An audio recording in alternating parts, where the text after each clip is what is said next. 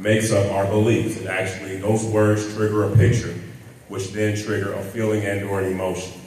The feeling and the emotion is what causes us to move, whether positively or negatively, right? And so in addressing being able to hit the grade levels at the third grade, we understood that, I forgot who shared the story, but talking about the babies in the river and the woman who went up to find out how those babies were getting in the river. That's our thought process with this initiative right here. So our first strategy is to create a comprehensive parent initiative to teach the power of words and to establish a positive belief in reading and the use of words.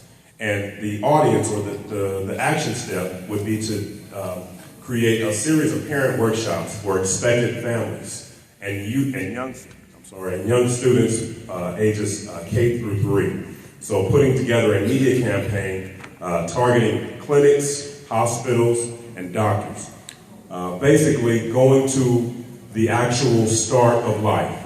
When a baby is actually in its mother's womb, it is still comprehending information through all of its 5 senses. Seeing, feeling, tasting, hearing, and smelling. That baby is still comprehending information. So when a father or a mother is talking to a baby in the womb, that baby is comprehending that information, and its belief system is already starting to be formed. Its conditioning of how it's going to see the world is already starting. So when we talk about going and finding out how those babies are getting in the water, we want to address reading levels. We're going to go to those babies before they're even born and teach the parents and the family members about the power of words. Right? The next strategy is to expose students to a broader range of vocabulary at an earlier level. So the action step would be pre-reading activities, letter and object recognition, and as well as field trips to apply the knowledge. It's not only important to have an awareness of this information, but now teaching families how to help their children start to apply this information at a much earlier age. Again, the power of words, right? Those words that we use are hugely important to make sure that we're triggering the right pictures and the right feelings and emotions.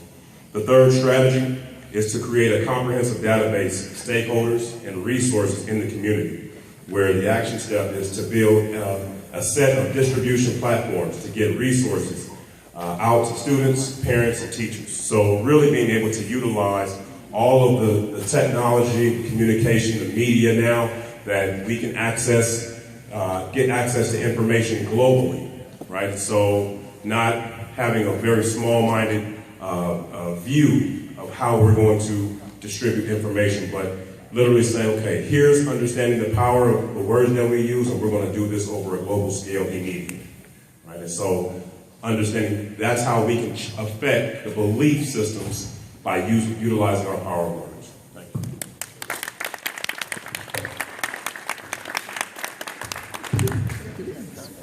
Amen. Bruce Weekly. I am the